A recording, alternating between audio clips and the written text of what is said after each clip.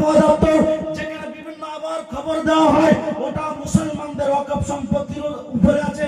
শুধু তাই নয়, কলকাতার নেতাজি ইন্ডোর স্টেডিয়াম 12,000 সিট আছে, যেখানে 12,000 মানুষ গ্যালারিতে বসতে পারে, ওটা মুসলমানদের ওয়াকফ সম্পত্তির উপরে আছে। কলকাতার টিপু সুলতান মসজিদ শুধু টিপু সুলতান মসজিদ নয়, এই টিপু সুলতান মসজিদের সাইডে যতগুলো জায়গা আছে ওটা মুসলমানদের ওয়াকফ সম্পত্তির উপরে আছে। শুধু তাই নয়, মুর্শিদাবাদের জমিনে যে হাজার দুয়ারি আছে ওটা মুসলমানদের ওয়াকফ সম্পত্তির উপরে আছে।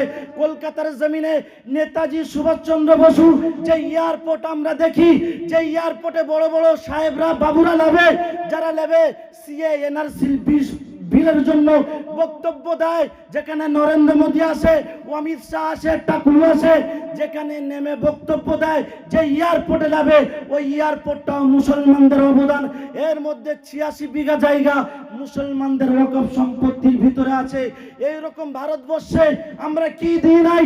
শুধু তাই নয়, ভারতবর্ষ যখন স্বাধীন হয়েছিল, এই ভারতের জমিনে হাজার হাজার আলেম উলামারা তারা রক্ত দিয়েছিল, নিজের বাচ্চাকে শহীদ করেছিল, মাথায় কাফন বেঁধে ইংরেজদের বিরুদ্ধে জিহাদ করেছিল, তারা লড়াই করেছিল। যখন ইংরেজ বাদশাহ যখন জানতে পারলো এদের মূল গোড়া হলো আলেম উলামারা, তারা দিল্লির জমিনে, দিল্লির বুকে রাতের অন্ধকারে তলোয়ারি নিয়ে লেগে গেল যে চলো এদের আলেম উলামাদেরকে খোঁজো। দিল্লির চাঁদনি চৌক থেকে খয়বার পর্যন্ত রাস্তার দুই সাইডে যতগুলো গাছ আছে প্রত্যেকটা গাছের মধ্যে আলেম উলামাদেরকে ফাঁসি দেওয়া হয়েছিল। আলেম উলামারা দেশের জন্য কি দেয়নি?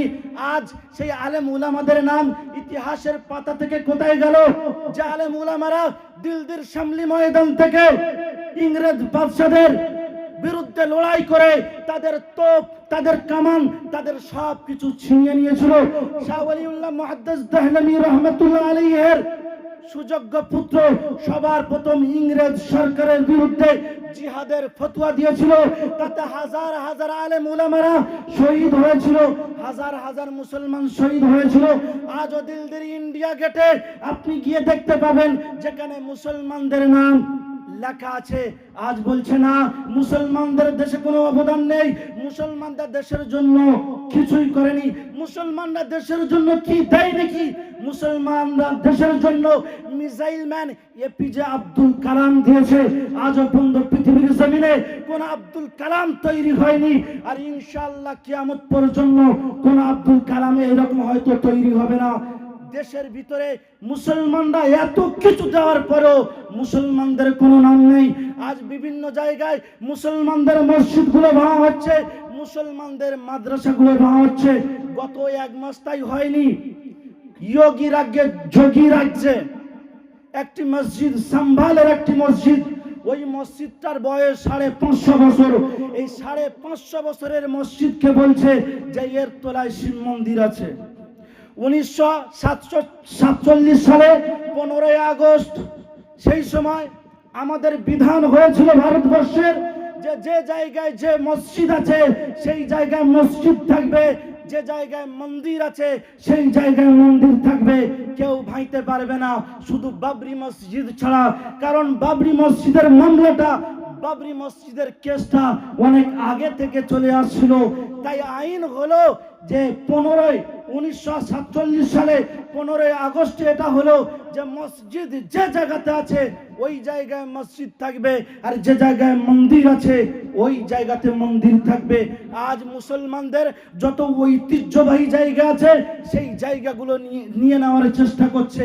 কাজল থানায় যাওয়ার আগে মসজিদটির নাম হলো আদিনা মসজিদ। এই আদিনা মসজিদ এর বয়স প্রায় 700-800 বছর। ওই মসজিদের বারান্দায় দুটো বাদশা শুয়ে আছে, একজনের নাম হলো সেকেন্দার শাহ, অপরটির নাম হলো বাদশাহ হুসেন শাহ। এই মসজিদটাও কিছুদিন আগে বলেছিল এটাও, এর ভিতরেও শিবলিঙ্গ আছে। প্রত্যেকটা মসজিদের ভিতরে শিবলিঙ্গ পাওয়া যাচ্ছে। আবার কিছুদিন আগে উঠেছে বলছে আজমির শরীফ, যেটা